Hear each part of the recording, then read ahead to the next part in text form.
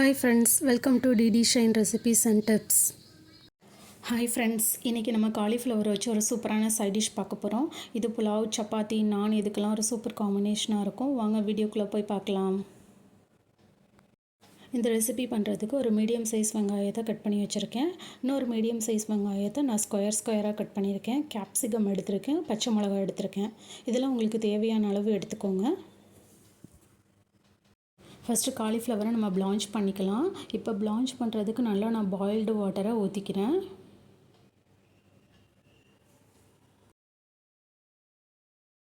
இப்போ இதில் கொஞ்சம் மஞ்சத்தூள், கொஞ்சம் கல் உப்பு போட்டுக்கிறேன். மஞ்சத்தூள் ஒரு நல்ல கிருமி நாசினியாக இருக்கும். உப்பு போடுறதுனால நம்ம அந்த காலிஃப்ளவரில் இருக்க ஏதாவது புழு பூச்சியெல்லாம் இருந்துச்சுனாக்கா செத்துரும். அதுக்காக தான் நம்ம ஆட் பண்ணிக்கிறோம்.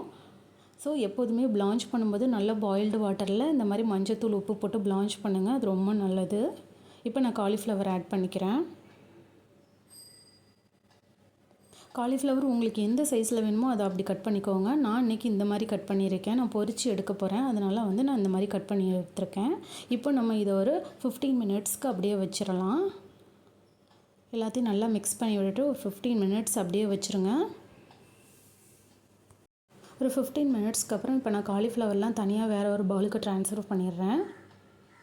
இப்படி எடுக்கிறதுனால அதில் ஏதாவது புழு பூச்சி ஏதாவது இருந்துச்சுன்னா அதெல்லாம் செத்துரும்.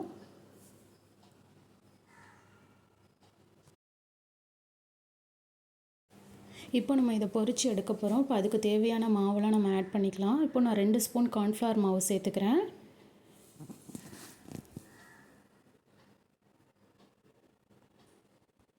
இப்போ 1 ஸ்பூன் நான் அரிசி மாவு ஆட் பண்ணிக்கிறேன். இதுக்கு தேவையான அளவு சால்ட்டு போட்டுக்கோங்க. அப்புறம் ஒரு 1/2 டீஸ்பூன் நான் மிளகாத்தூள் ஆட் பண்ணிக்கிறேன். மிளகாத்தூள் உங்கள் காரத்துக்கு தான், நீங்கள் எவ்வளோ வேணுமோ அவ்வளோ போட்டுக்கோங்க. நான் இன்றைக்கி 1/2 டீஸ்பூன் தான் ஆட் பண்ணியிருக்கேன் மிளகாத்தூள். இப்போ 1 ஸ்பூன் நான் இஞ்சி பூண்டு பேஸ்ட் ஆட் பண்ணிக்கிறேன். இப்போது இது எல்லாத்தையும் நல்லா மிக்ஸ் பண்ணிக்கலாம். மிக்ஸ் பண்ணுறப்போ கொஞ்சம் லைட்டாக வாட்டர் ஆட் பண்ணிக்கோங்க. நிறையா வேண்டாம், கொஞ்சமாக ஆட் பண்ணிக்கோங்க. ஆட் பண்ணி நல்லா பிளெண்ட் பண்ணி வச்சுக்கோங்க. எல்லா மசாலாவும் ஒன்றா கலக்கிற மாதிரி. இப்போது நான் தான் கலந்து வச்சுருக்கேன். இந்த மாதிரி நீங்கள் கலந்து எடுத்துக்கோங்க. இப்போ ஒரு பேனில் எண்ணெய் ஊற்றி எண்ணெய் சூடானதுக்கப்புறம் நம்ம எடுத்து வச்சுருக்க காலிஃப்ளவர்ஸ்லாம் ஆட் பண்ணிக்கலாம். நீங்கள் 2 பேட்சாக கூட போட்டு பொரித்து எடுத்துக்கோங்க, நிறையா இருந்தால்.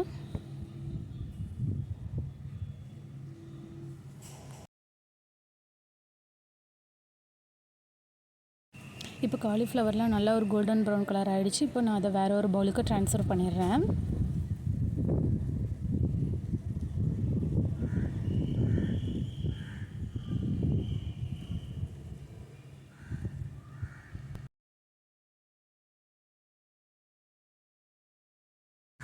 ஒரு பேன் எடுத்துக்கோங்க. அதில் கொஞ்சம் ஆயில் ஆட் பண்ணிக்கோங்க. இப்போது நான் ஒரு 4-5 பூண்டை நான் இந்த மாதிரி சின்னதாக கட் பண்ணியிருக்கேன். அதையும் ஆட் பண்ணி கொஞ்சம் வதக்கிக்கோங்க.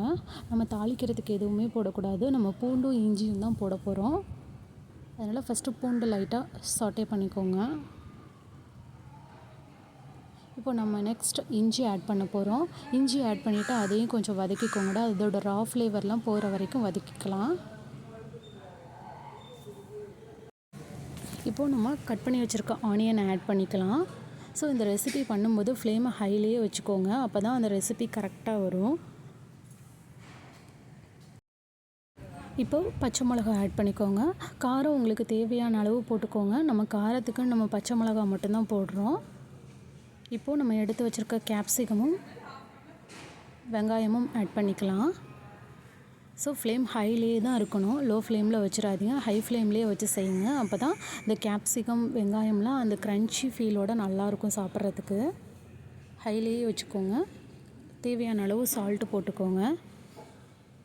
இப்போ நம்ம சால்ட்டு போட்டாச்சு, அதனால் ரொம்ப நேரம் வதக்க வேண்டாம்.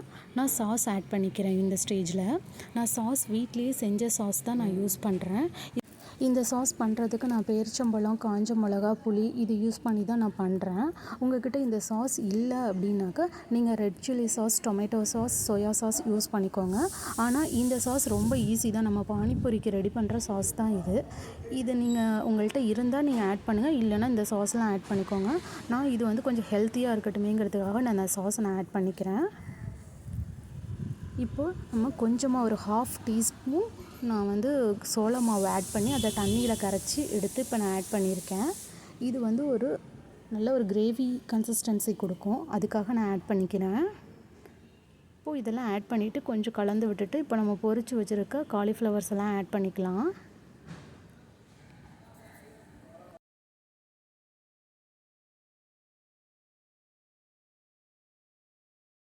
இப்போ ரொம்ப ஹெல்த்தியான கோபி மஞ்சூரியன் ரெடி ஆகிடுச்சு.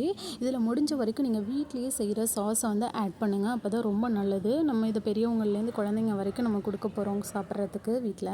அதனால் முடிஞ்ச வரைக்கும் ஹெல்த்தியான சாஸே ஆட் பண்ணுங்கள்.